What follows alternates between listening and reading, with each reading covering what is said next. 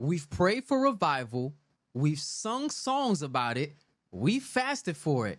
But what if God is sending revival in a way the church didn't expect? What if the very thing we say is AI is being used by a supernatural force to wake up a sleeping church? Now, before you scroll away, think about this. Every major move of God looked unfamiliar to a generation that first saw it. The printing press, the radio, the internet, and each time the church hesitated, the world ran ahead of us. So I have to ask this question. Is AI the next revival, or will fear make us miss what God is trying to do again?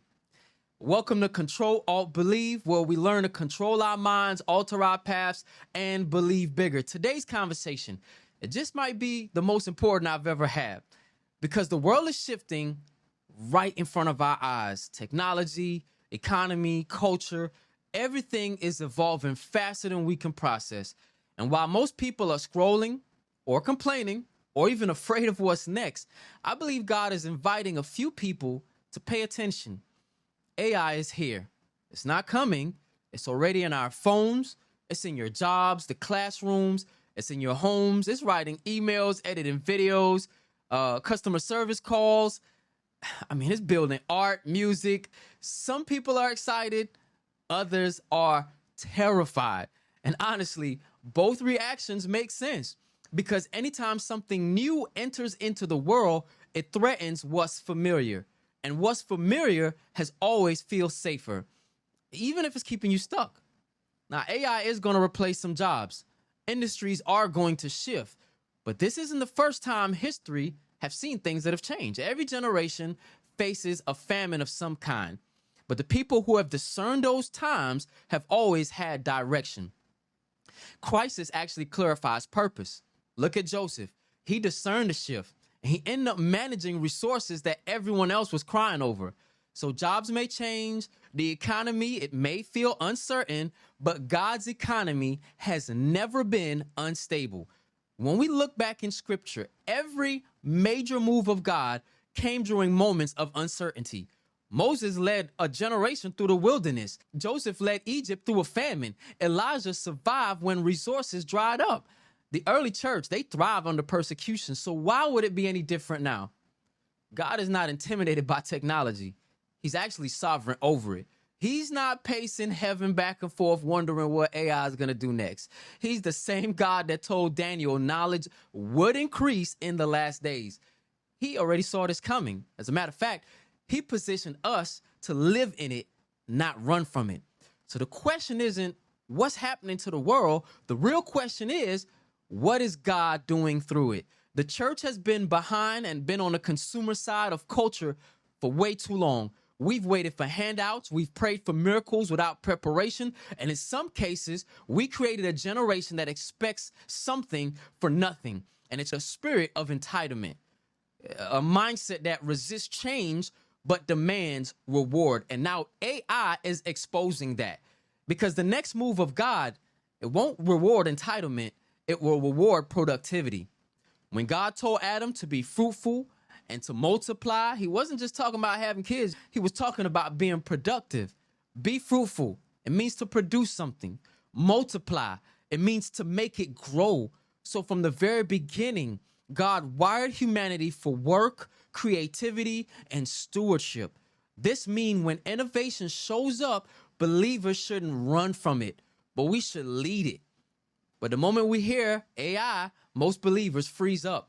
We picture robots taking over, computers thinking for us. And yes, while it will change the way we live and work, the truth is AI is simply reflecting our input. It shows us what happens when knowledge, creativity, and systems align. The danger is not AI. The danger is a generation that refuses to adapt. See, the Bible is clear. It says, my people are destroyed for a lack of knowledge, not a lack of prayer, not a lack of worship. So when knowledge increases, like it is right now, it's not something to fear. It's actually something to discern. Every major economic shift in history has followed the same pattern. Now, the people who owned horses at one time, they laughed at cars, right? They said, who needs a motor when we have horsepower? A decade later, guess what? That whole industry is gone.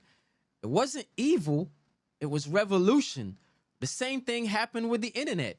Some people just thought it was a fad because of mailing systems. But guess what? That's how we bank, it's how we shop, it's even how we communicate. So when people panic about AI, I get joyful.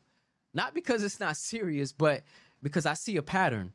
Every time the world shifts, God gives an opportunity for his people to step into management. Joseph, he managed the famine.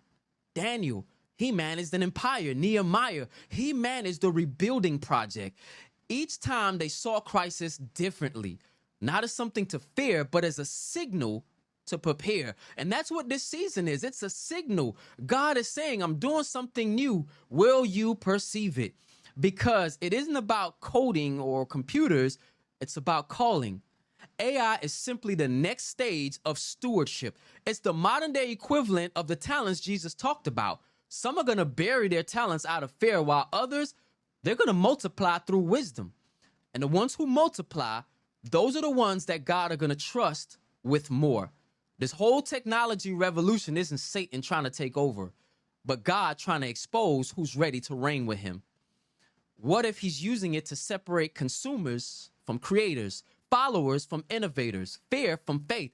AI doesn't erase purpose, it magnifies it. If you were lazy before, it's going to expose it.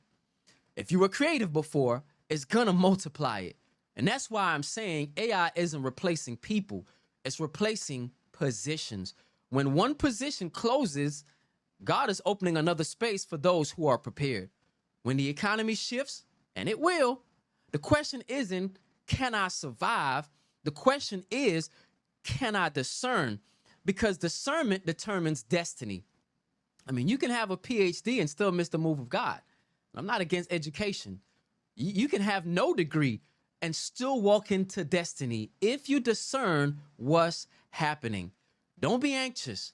I want you to breathe, stop panicking, stop trying to predict the end of the world, and just start positioning yourself for beginning of a new one. And when I say kingdom, okay, I'm not talking about religion. I'm not talking about the church only. I'm talking about influence, creativity, economy, leadership, community shifting right now. And God is planning his people in each one. So AI is not the Antichrist. Maybe it's the opportunity, an opportunity to do ministry differently, business differently, life differently. Maybe it's the vehicle that carries the wealth transfer. Now, we've been praying about this for years, but now understand this. The same God who gave Noah the blueprint for the ark, who gave Joseph the strategy for famine, who gave Daniel the interpretation of dreams, it's the same God who's ready to give you revelation for this next season. But we've got to stop seeing it as a threat, and we have to start seeing it as innovation. Because when the system shifts, only the ones who listen will lead. When the economy shifts, fear starts talking loud, screaming recession. People are going to start tightening up on finances. But, I mean, this isn't new. Every few decades, there's a reset. If we trace it all the way back, God has been doing this since Genesis. There's a rhythm to how God moves through the earth. There's a pattern. There's always been years of plenty and years of famine. There's always been seasons of overflow, seasons of testings. And the ones who can understand the rhythm don't panic when the pattern repeats itself. Think about Joseph. He didn't interpret Pharaoh's dream only. He created a system that made Egypt recession-proof. While the world is crying famine, he was storing grain. While others was losing everything, Joseph was managing everything. Joseph didn't survive because he was lucky. He survived because he prepared. He had strategy that was given from the Spirit. He didn't separate spiritual discernment from economic wisdom. And that's what this next season requires. You can't just be prophetic. You got to be practical. You can't just have revelation. You got to have responsibility. Elijah was in a drought, but guess what? God told him, go to the brook. The brook represented specific instructions for a specific season. And when that brook dried up, God didn't panic. He redirected him. He said, now go to the widow woman. See, provision always follows obedience. It's not about that the brook failed. It's that in this season, when it shifts, Too many people are still praying for old Brooks when God has already moved. Maybe AI isn't here to take your job, it's here to take away your excuse. Maybe God is saying, I'm drying up this one system so that I can teach you a new one. Look through history and see that the patterns has always been God showing us how to show up. The Great Depression, the stock market's crashing, people losing homes. But guess what came out of that? Innovation, new industries, fresh ideas, business that still stands till today because crisis always births creativity and chaos always precedes creation. God never wastes a famine. He uses it to reposition his people. When the world goes into survival mode, kingdom people are supposed to show up with strategy. While others say, oh my God, I'm losing. We're supposed to say, I'm building. Because if we believe that all things work together for the good that love God, then that means when the market crashes, guess what? It's a part of the setup. The difference between the believer and the bystander is perspective.